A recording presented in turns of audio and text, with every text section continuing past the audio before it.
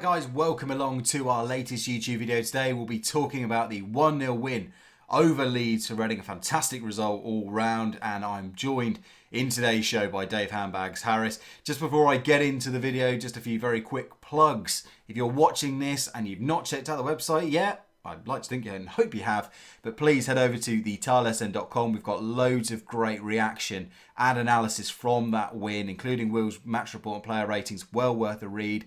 We'll be back with a podcast, the Tilesn podcast. Again, if you've not checked that out, you can search for it in lots of major podcast providers, including iTunes, Android, and we're mainly based on Podbean. So if you type in the Tilesn podcast, I'm sure you'll find us. We put out a show at least once a week, including interviews with former players that you might have seen pop up on this very YouTube channel. And of course, if you want to go the extra mile and help fund improvements for the website, then head over to patreon.com/the Tilesn. That's Patreon, patreon.com/the Tilesn. Any money you give is greatly appreciated in the first instance. Secondly, it goes to help improvements to this very show, the podcast, the website, and everything. So thank you to those who have joined in the campaign so far. And if you have got a couple of spare quid and you like what we do and want to see us continue, then please put your hand in your pocket and it'll help us out. In the meantime, I'll delve into the post-game video. There was a slight flub at the very start of the recording taken from Facebook. There was a bit of double audio issues. So we're just going to join in just as I'm introducing the lovely Dave Harris.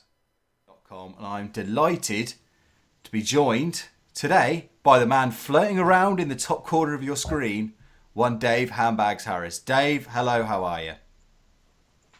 Yeah, not too bad, mate. Absolutely fine. Lovely stuff. First of all, what a damn win. After all that build-up, all that hype, all that niggling aggro, so nice just to get that win and get those 3 points over Leeds. Yes, absolutely. And to do it in style. After all the words and everything that have been said after November-December's game, to actually come out, all right, 1-0 doesn't tell the whole story of the game and pattern of play. We could have won that, pretty convincingly. And we outplayed Leeds completely, dominated the game, created by far the best chances, and weathered a storm in the second half in the last 20 minutes fairly comfortably. And for all the hype, it was quite a tepid performance from Leeds, really, wasn't it? Yeah, I thought in the early stages they were giving it a good go. I thought Reading's defence looked a little bit nervy. It was a big blow not to have Paul McShane available. We thought in the build-up, Stam said he was back in training, but he didn't even make the 18 at all. Still no Thiago Ilori as well, so he had Blackett in the back four. But he did look nervy. And Al Habsi as well had an uncharacteristically shaky start as well, I thought.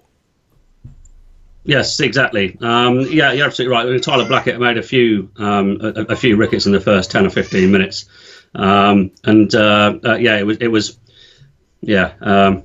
didn't exactly inspire confidence going forward. But once he got through that first 10 or 15 minutes, I thought he did pretty well. Al Absi, you're quite right saying that he had a couple of shaky moments, none more so than the attempted save in the second half, which could have gone absolutely anywhere. If that's on target, that's a soft equaliser. But luckily it went wide. That's a little bit of luck that we needed. Absolutely. And you talk about luck. I mean, I don't want to say luck at all. It's a fantastic strike from Jan Kermgren. What shocked me more wasn't Jan Kermgren's great finish. It wasn't the slightly dodgy diving header from Leeds. It was the fact that Reading actually took advantage of a throw-in. Because I don't know if it's just me, but I think Reading's throw-ins have been amongst the worst in the Championship for the last few years. So to get a goal from one was mind-boggling. Yeah. They've been so ponderous, haven't they? It's like a very deliberate setup. You're waiting for one or two men and they kind of just usually just stand there. But it was very little sort of a tricky one, because you had Roy Behrens who just loitered just off the pitch, just out of the way of Leeds, out of Leeds sight lines. And with him there, it just forced the error and the desperate lunge that the sort of despairing sort of header, and it went. He's tried to head it and it's gone right into the centre of goal, right into the middle of sort of probably the most dangerous area that the defender could have wished to have placed it. And luckily we got a guy who who is a really, really good striker of a ball in Jan Kermigan. Doesn't score as many as he possibly should do, but I mean, it's a wonderful strike straight through the legs of the defender, and Rob Green, well, as we saw, got hands to it, but it was just such a sweet strike. It's flown into the top corner in the end. Really, really good goal in the end. Yeah, absolutely. It's at this point in the video that I will again apologise for any technical flubs that you're seeing from us. It's still very new. Dave, it's your first time on this new show as well. And I can tell that the problem I thought I had fixed last week of my cursor sometimes appearing is back. So you will very occasionally see a little white cursor float around, but I promise you it's for show purposes only. So I can check on what you guys are saying in the live thread. And we've got a couple of viewers already. Ali's joined us. She says she officially loves this new side of techiness from you guys. So thank you very much to Ali. And Paul's just chimed in. It's so good to have Jan playing at 100% fitness. Dave, I got the chance to speak to him earlier this week. He's announced he's retiring at the end of next season, no matter what happens. You wouldn't know it from the way he charged around right till the end of the game. He puts in such a massive shift every week. Where does he get the energy from? Yeah. Christ knows. I mean, he's only a year older than me. He's only a year older than me, and I haven't got that. I haven't even got an ounce of the energy that he's got. So it's phenomenal. It really is phenomenal. And he's a defender. He's a striker. He pretty much plays everywhere you could possibly wish him to play. Where he gets it from, I have absolutely no idea. I really don't. But it's such a great asset to have. Yeah, I was going to say, he's such a key part of the side as well. There's nobody else that can seemingly do that job. If he does get an injury, I mean, a lot of the talk in the build-up was about plan Bs, and do Leeds have a plan B without Chris Wood? Do Reading really have a plan B without Jan Kermigan? He's proving so important to this side. Do we need a plan B? No, at the moment. Plan A, it's fine. As long as they get through to Wembley, plan A, it's fine. Well, quite. I think, yeah, we certainly do need a plan B, and we've shown we've got a plan B. We have different formations. Plan B with Reading is a little bit more subtle. It's not a complete change in emphasis of play like Leeds yesterday. Their plan B was go longer. They went much longer in the second half, much more direct. Not that it worked. Whereas Reading, it can be a change in formation, it can be a change in emphasis of where you're playing the ball around, and where men are trying to exploit space. It's a lot more subtle, but we do have a plan B, and obviously it doesn't necessarily involve Jan Kermigan if needed. Yeah, well, Alex Evanson's made a great point. He said, how good was Swift yesterday once Leeds gave him space? Their counter-attacking game seemed to play right into our hands. John Swift, he was back to that sort of form we saw just before he got that injury with under-21s, the original injury. Looked full of energy, full of life, dropped an F-bomb live on national television, just for good measure, for extra flair as well. We always like an F-bomb. Oh, indeed, except on this show. We're family-friendly here on the Tyler Sim podcast, for now. Have you seen the Twitter account? Well, yes, indeed. Anyway, but yeah, John Swift, fantastic output. Was it just a case of a great day from John Swift, or was he helped out by others? I mean, I thought Liam Kelly had a fantastic game as well, and Danny Williams an underrated shift as well. I think the whole team performance helped him. In all honesty, there was a lot more dynamic. There was a lot more energy, and in some ways we were forced to play that way, particularly in the first half with Leeds pressing high. When you have an opposition that comes onto you like that from your own goal kicks, from when the keeper has the ball in hand, it does create space. But you've also got to counteract the intensity that the opposition are going to play at when you've got the ball. And if they're pressing high with high intensity, it can be tricky. As we found out against Wolves earlier in the season, it was quite a horrific performance in the end. But we can now play that game, and we can play it with aplomb. We've got ball players in the middle of the park who are comfortable playing that. And it was yesterday was Leeds played into our hands in many ways. But at the same time, that's the way to play against us, particularly when we're at home. Leeds didn't do it particularly well. It's got to be said. They're pretty ineffective, bar the one or two chances that they created in the first half. Let's say that's the way to play against us. But it does play into our hands. Talking about chances, is your glass half empty or glass half full with this? Because this was a game where we actually saw Reading create quite a lot. We're not used to seeing Reading create so many clear-cut chances as they did. Roy Behrens had 2, Gareth McCleary had 1, Kermit got into a couple of good positions as well. Is your glass half full because we created so many openings, or is it a bit half empty because you're like, well, the finishing just wasn't up to scratch? I'd say it's half full because, as you say, we haven't created that many chances throughout games earlier on in the season. But it shows that we can do it. And with a little bit more, there's a little bit more thought, shall we say, and clinicism, then we'd have won that game comfortably. I think, Roy Behrens, his first one was a little bit difficult. He was trying to hit it on the up, probably a little bit more cute. Gareth McCleary's though, I mean, he took a poor touch, didn't he? And he just got far too close to Rob Green. Yeah. But at the same time, Gareth McCleary has had a few one-on-ones this season, and he hasn't scored them. He's one of those players who you back with an instinctive strike, but I wouldn't back. Based on what I've seen over the last 5 years, I don't back him in a one-on-one situation. Whereas someone like, say, Jamie Curitin or Adam Lafondra, you back 100% of the time for them to score it. And I wasn't surprised in that note to see Behrens replaced so soon after missing that chance by Grabban. I think Stan sort of went for a more predatory instinct, someone that could finish off. And I suppose that is the downside of playing 2 wingers, really. As your forwards, they are not as clinical. It's not their job. I mean, they've scored their fair share of good goals over the years, but they're not in there primarily for the goals. So when they do get into those positions, and they haven't got much match practice of it either. As I said, it's not like Reading are creating those chances every week. So to get into it was any nice sort to of have that space behind, though, to be fair, to be able to exploit that space.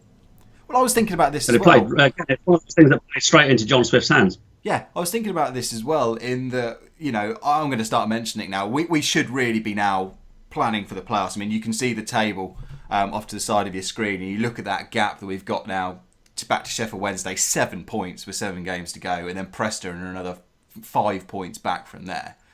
You've got to really start realistically thinking about the playoffs. To me, and I was thinking this on the way home today from work, I would almost like Reading to finish 5th to play at home first, because I would much fancy Reading nicking a tight 1-0 win at home and trying to defend that away, rather than potentially risk going somewhere like Ellen Road and getting overwhelmed, because we do ship goals away from home, and then trying to chase at home. Am I slightly mad in thinking about that, or would you go for the more traditional, you want to be at home second? I was thinking exactly the same thing yesterday evening on my way home. The worry is if we play away, and the fact that we've shipped a lot of goals away from home, if we come up against a side that is full of intensity and overwhelms us, I wouldn't unfortunately back us to overcome a 2 or 3 goal deficit at home. Whereas, like you say, if we can get a 1 or 2 goal advantage at home and try and defend that, I'd put us in much more positive territory. Yeah, and the positive thing is, you look at Reading have now played all of the top 6, top 7, top 8 even at home, and they've not lost to any of them. Drew with Newcastle and Brighton, beat Huddersfield, beat Leeds, beat Fulham, beat Sheffield Wednesday, beat Preston. So anyone we face, we've got a track record of success against. I think we've only conceded 4 goals in those games as well. Our defensive record at home is excellent, really, really good. It's just a shame we can't take that away, because I think it's something like minus 14 goals away from home. Yeah, well, hopefully that Sheffield Wednesday result has sort of given us a bit of a blueprint to follow. And we'll have some good tests actually in the lead up to the playoffs, because we have got to play some good teams like Norwich and Villa away from home, who, while they're not up there in terms of the league table, they're certainly very good. Villa are on a great run. Their fans must be kicking themselves that they've only just put it into gear now. Daniel Hughes' comment is, I love the fact that no one's talking about us. All the talk is about Leeds, Huddersfield, New Sheffield Wednesday. Don't think Reading get the recognition we deserve at times, but I'm not complaining. Now, Will's been making a point. Well, Will's been, from the Tyler sense, been making the point on this, is that Reading are in familiar territory. We've kind of been in here and done this whole promotion race thing, whereas the other teams around us are still fairly new to it, Leeds and Huddersfield especially. So I'm not really too surprised that they're getting more of the credit, but are you happy with Reading going under the radar? Yeah, absolutely. The less they speak about us, the better, as far as I'm concerned, and the more we can continue to surprise teams. Yeah, absolutely. Now, have to talk about the other key incident in this game.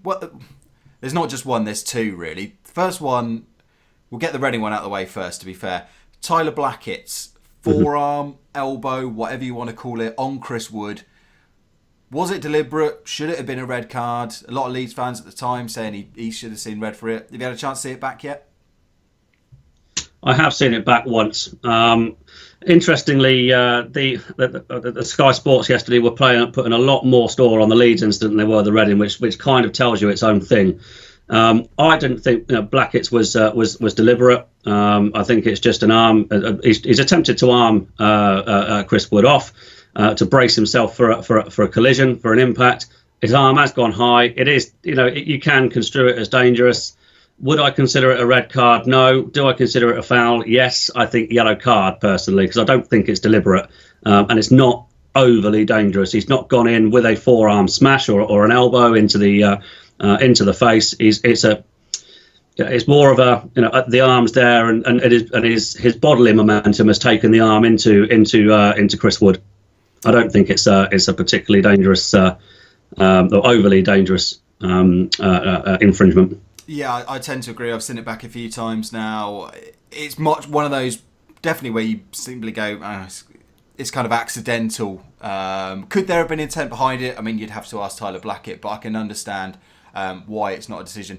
The one that is causing all the controversy, Dave, is Cooper, not Reading's Jake, thankfully.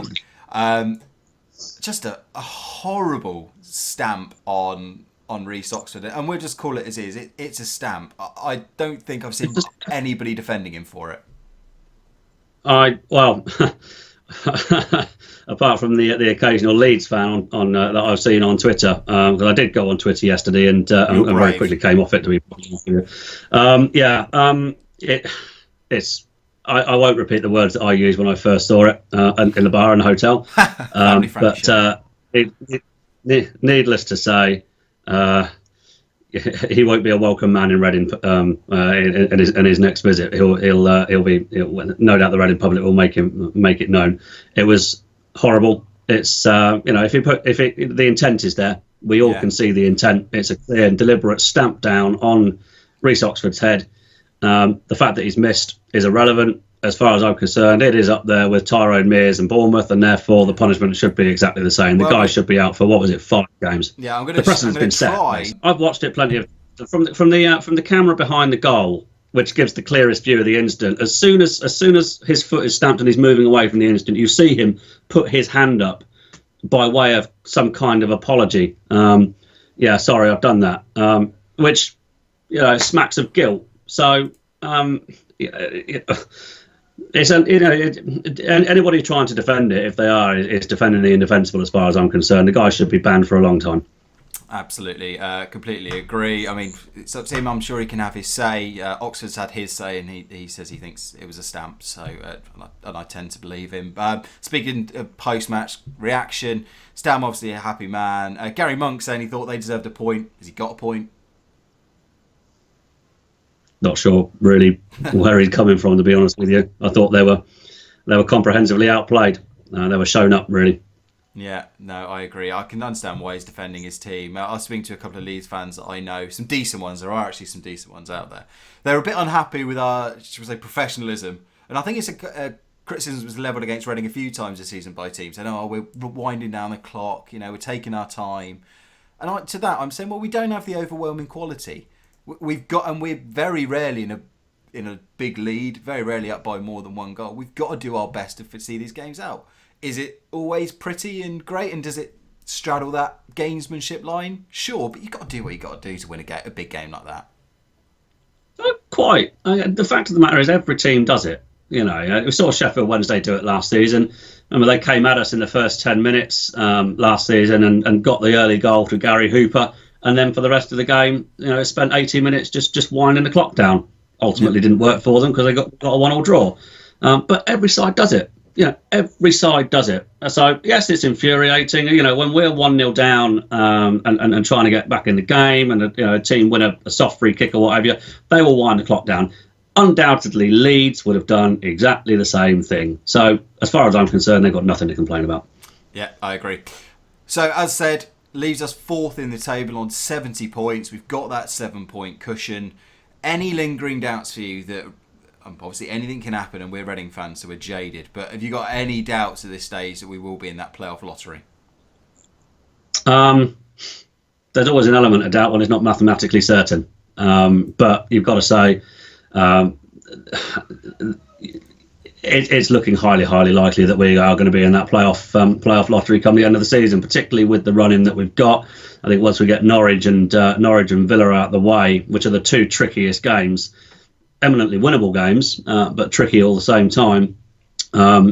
You're looking at is it Rotherham? You're looking at Forest. You're looking at Burton on the Wigan. I mean, Rotherham won't have anything to play for. Obviously, they were relegated yesterday. So that could be eminently tricky. But particularly with the home games, I'd be disappointed if we didn't win the 3 home games that we've got. I think we're more than capable of snatching 2 or 3 points from the away games. And looking at it now, and looking at even 5, 6, 7 games ago, with the run-in and the number of points that we had, I looked at the number of points, looked at the games we had, and thought I'd be disappointed if we don't reach 80 points. And I still would be. We're 10 points off it now. We've got 6 games to go, and with the 3 home games that are all eminently winnable, 80 points would be a minimum target for me, I think, at the moment. Yeah, agreed. And I think I can't see more than. I can't see 3 teams below us all overhauling 80 points at this stage. So I think we're going to be there. But we're not going to jinx it. We'll leave that there, Dave. Blackburn on Tuesday. Some quick thoughts on that one. Tony Mowbray's got them playing pretty well. They picked up some decent results. Yes. Also at home, but they started playing a bit. Tony Mowbray's a footballing man. His teams play decent enough football. He's not had too much in the way of success over the last few years, but the likes of Coventry, Celtic, etc. But they've started to win a few games. But having said that, Blackburn are down the bottom end of the table. We're at the top end of the table. We've got the second best home record in the division. I think we're 1 point off Brighton, who have the best. And it's just another opportunity to take 3 very welcome points. Fingers crossed. I'll get your prediction league out of the way. Did you? I can't remember what you predicted for the game. I went draw. What did you go? Reading win. I went a 2-0 win. Oh, there you go. Picked up a point then. I think Johnny went for a draw, so I think you might be level with him now. In the second goal, but I'll take the point. I'll take the point. I'll respect the point. Absolutely. A couple of final comments before we go off the air. Brad Willis says, "Put Harris in the wardrobe. Better in it." Hey, I see what he's done there. And Alex has come back with the playoff team that we want. Who do you want? We had this conversation on the podcast, I think, recently. And I want to avoid Leeds, but it looks like we will be paired with them. I'd gladly take Huddersfield at this stage. I think they're kind of collapsing. They've shown an element of fallibility, haven't they? All throughout the season, they've lost some silly games at home. I remember they lost to Wigan, and obviously they lost yesterday to Burton. They have a habit of losing silly games. But yeah, if we can get them at home in the first leg, and then because they don't score many, Huddersfield. No. If we can get them at home in the first leg, get 2-goal lead. Sorry, say again. I said they've got the same goal difference as us with +3. Yes, yeah. So they don't score many. They do lose silly games. I think Huddersfield in the semis, and then obviously either Leeds or Fulham. I prefer Leeds. I think in the final. If we get Huddersfield in the final, even better. Yeah, agreed. But yeah, basically avoid Fulham. Let somebody else deal with Fulham. Yeah. I don't think Sheffield Wednesday are going to make their way back into it now. Well, we win our last 7 games, we go up to 91 points, and Brighton have a bit of an implosion, and we just go up automatically. So, whatever. I'll take it. I'm not fussy. Anyway, Dave, don't get hopes. Carl Redwood says, don't want Fulham, as does Alex as well. He says, I'll be happy with anyone except Fulham. Yeah, agreed. Agreed with that. Especially over 2 legs with a trip to Craven Cottage. I think they had the better of us in, shall we say, 2.5 out of 3 games. So, no, I don't want Fulham. Anyway, thanks very much for those of you who have joined in watching the show. And apologies again, there are a few technical hitches and whatnot and stutters and whatnot. We're still an unprofessional joke of a YouTube channel. So, we're doing our best. You can head over to the website at thetilelessend.com. Patreon.com/Tyler's Den if you want to go the extra mile and help make us less unprofessional. And we'll be back with a podcast on Wednesday. Dave, I know you can't make it. I think it's going to be myself, Westy, and Mark Mayo. But we will get you back on the show soon. But we've at least had your input here. You're in our YouTube star. You've moved up a level. Well, what can I say? Yeah, I've got a perfect face for YouTube. Absolutely. I might even try and put this up on the podcast feed, see how people enjoy it. Anyway, I'll have a think. But this will go up on the YouTube channel as well at youtube.com/Tyler's Den. Dave, take it easy. Enjoy the rest of your weekend. Enjoy the sunshine. Will do. Yeah, just off to Arthur Park with the boys now to give them a little bit of a kick around and take the dog for a walk. Lovely stuff. In the meantime, for everyone else watching out there and for all of us here at the Tyler's Den, adios and come on you Rs. Come on you Rs.